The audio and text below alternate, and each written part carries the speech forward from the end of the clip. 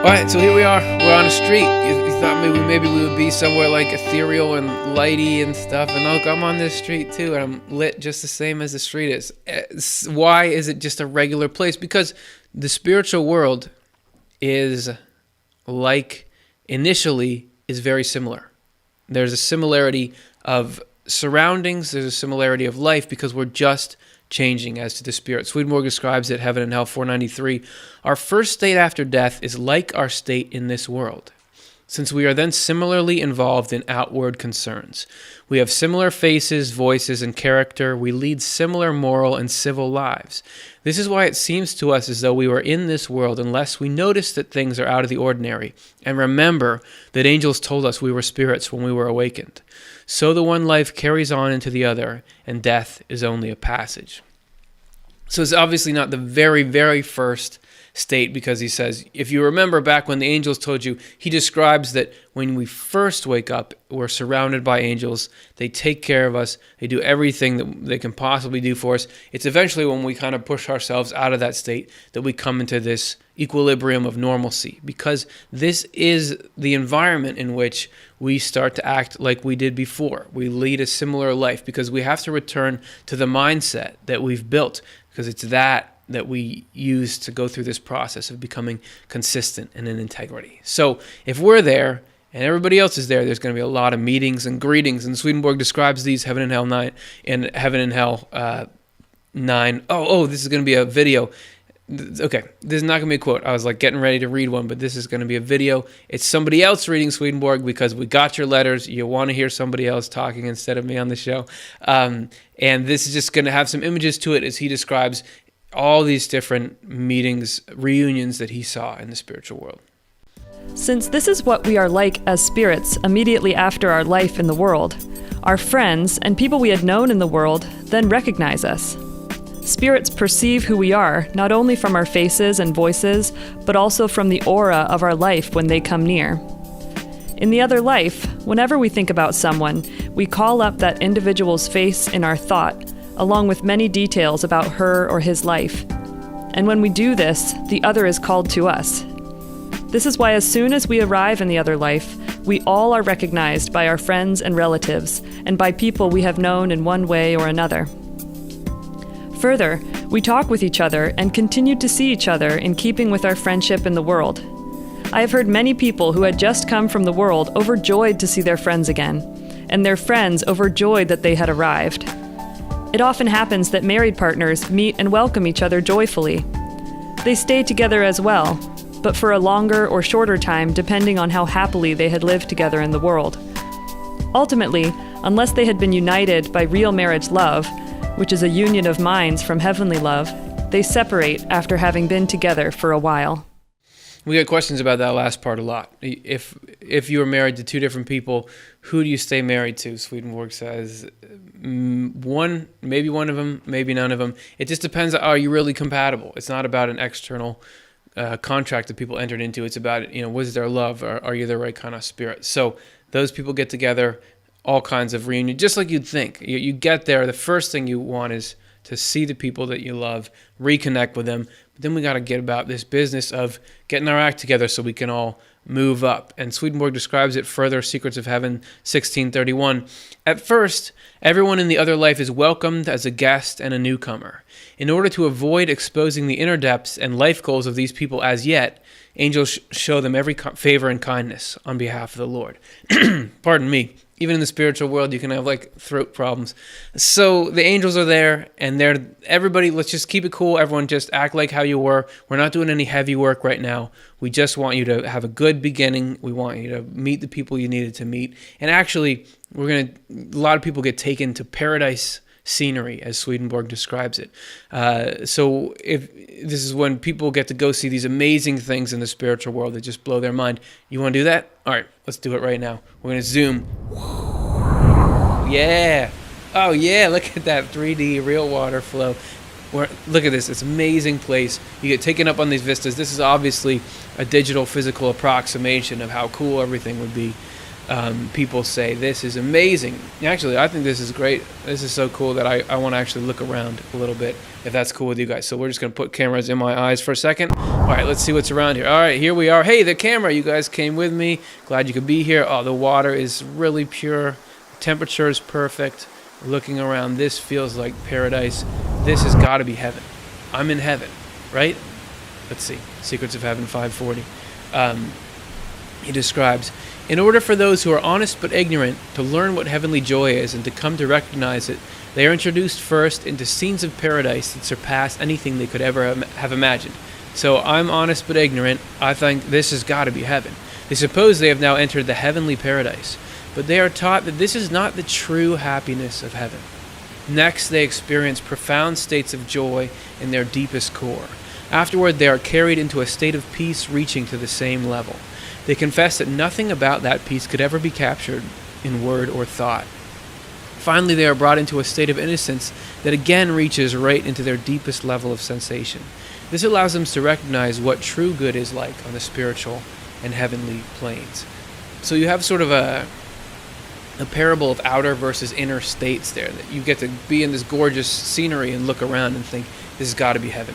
This is so beautiful here, but they're shown, this actually isn't it. Here's peace. That's heaven. They get shown this amazing internal experience. That's heaven. The external aspects of heaven are only heaven because of the state of mind that people are in. And to get to that state of mind, we've got to go through, to get there permanently, to be able to survive up at that elevation, we got to go through this process. And it's not just Swedenborg who's saying that. Lance Richardson is a guy who he wrote a book called The Message, and it's a story of his near-death experience, and this is a little excerpt from it.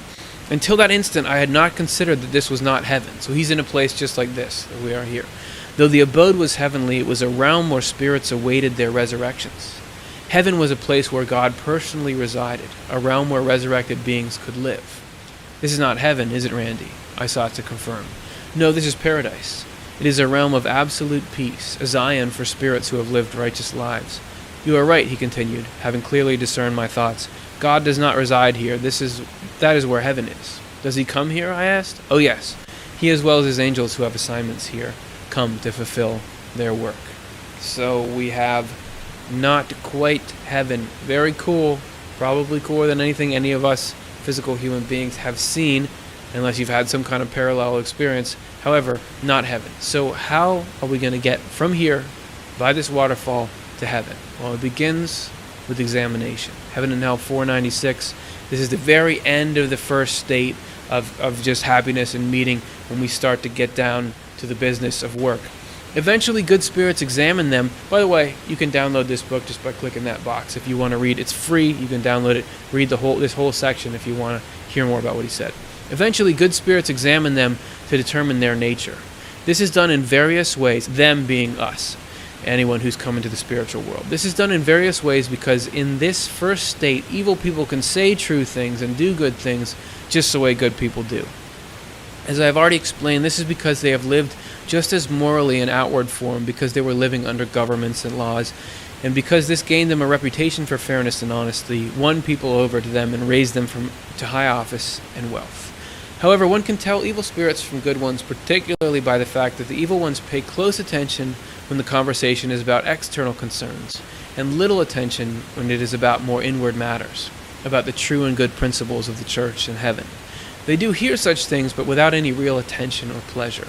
One can also identify them by the fact that they consistently turn towards certain regions, and when they are left to themselves, follow paths that lead to them. One can tell what love is leading them from the regions they face and the paths they follow. So distance in the spiritual world is state of mind. If there's something you love somewhere, you turn toward it. And you do that when you're left to themselves. When you're around other people, maybe I'm not looking down there, I'll pay attention to what you say. But when it's just you, and you just go where your whims take you, where are you facing? What paths are you starting to walk down? That's the initial hint. But we have to get way past initial hints. We have to get into full-on examination mode. And we can't do that here in this paradise. We got to get somewhere more suited for the second state. So let's go. Oh, wait. Oh, and I just did this whole outro. Never mind. I forgot one part. There is, in this state, you probably are wondering, where's the life review? right? Where people describe near-death experiences, they have this review of life. That actually happens in this first state, even though it is sort of a guiding thing. It's like it's not deep enough that you have to have that. Swedenborg describes it as he calls it a book of life. I actually have a book of life here if you want to see it. This thing right here. It's not actually a physical book he describes, but it's a phrase. It's from the Bible that means sort of the catalog of your life, of your thoughts and feelings. And he says that he saw amazing things drawn out of people's memories in the other life, out of their book of life, such as books that they had written. There are books that they had written in the world. There was every single word there, just not pulled out because someone had a copy of their physical book, but from their memory. Also, there was things that people had forgotten. Yeah, I gotta get above that. Things that people had forgotten I totally forgot about that, can be pulled out of their memory there, and they can see it, react to it. It can be shown to other people. Now we would call this a life review, which is like a series of images, of like you're with people and how you're interacting with people. What does it matter? That kind of thing. So that would pop up. Anyway, all that would be what we now call the book of life. All right, so does that make sense? So we can be done this book now. Isn't it amazing in the spiritual world, things just disappear when you don't need them anymore? So hopefully that makes sense. Heaven and Hell 498 will cap the whole thing off here. So we're going to pull it up right now. Hey, look at that. The waterfall is still rolling while I'm in this little box. That's beautiful. So again, this is about the timing of the whole thing. This first state after death lasts a few days for some people, months for some, and a year for some, but rarely more than a year for anyone. The difference for particular individuals depends on the harmony or discord between their inner and outer natures. These inner and outer natures must act as one and correspond for everyone. No one is allowed to think and intend one way and speak and act another way in the spiritual world.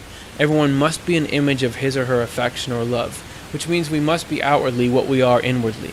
This is why the outer concerns of a spirit are first stripped off and brought into order, so that they may serve as a plane responsive to the inner ones. And that is what we've been saying the whole time.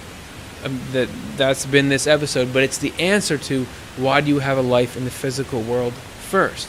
Because in the physical world, we don't have to be externally just like we are internally. There can be a dichotomy between the two, and we can actually rage against ourselves at times. I want to do that. I know I'm not supposed to do it. I got to clean up this thing. We can get that kind of work done here when it's not just when we have an ability to go against our nature. So we do that here, and once we put in our work here and we die and go to the next world, then we have this opportunity to get sorted out, get these things in harmony.